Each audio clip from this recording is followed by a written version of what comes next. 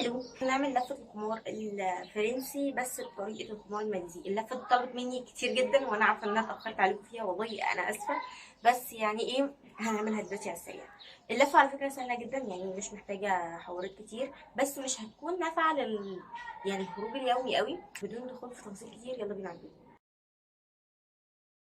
بصوا، مبدئيا انا هستخدم خمار متر ونص في متر ونص عادي جدا، وهتنيه مثلث اهو كده من تحت.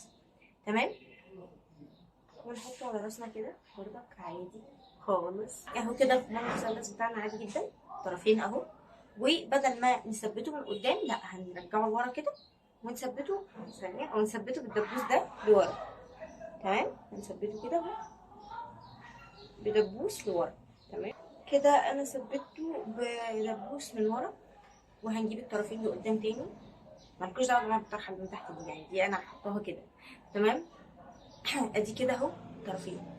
نشيل طيب الطرحه دي عشان ما تزودناش اهو كده. تمام، هنجيب بقى الطرف ده من جوه، الطرف ده من جوه، الطرف اللي من جوه نحطه من هنا كده، ونجيب تانية كده عليه، يعني نجيب تانية من هنا كده، يا رب تكون باينه، ونثبتها من هنا، ونحط دبوس يثبت الاتنين في بعض اهو كده. ثبت الطرف اللي انا حطيته دوت في التانية اللي انا تنيتها من فوق بقى كده. تمام، تجيبيها كده وتتنيها لجوه. تمام، من جوه كده عشان ما تكلكعش معاكي. تجيبي الحرف ده كده وتتنيه عليها. تمام اهي كده الكلكعه راحت، وتثبتي الطرف ده في الطرف ده كده. تحاولي تبوسيه بس عشان يبقى مش باين كده اهو. اللي من تحت دي الطرحه التانية، مالناش دعوه بيها، الطرحه التانية مالناش دعوه بيها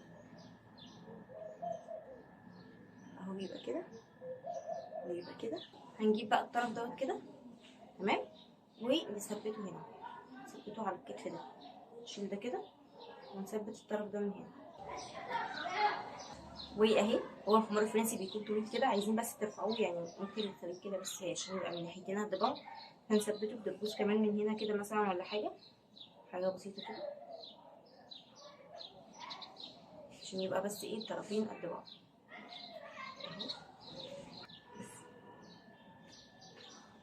من ورا طويل، من قدام طويل، من كل الجوانب. ادي اللفه اهو اللي كلكم سالتوني عليها مليون الف مره، فاتمنى ان هي تعجبكم. وبس انا بصراحه حباها، يعني هي كنوع من انواع التغيير. وبس كده نكون خلصنا اللفه اللطيفه ديت.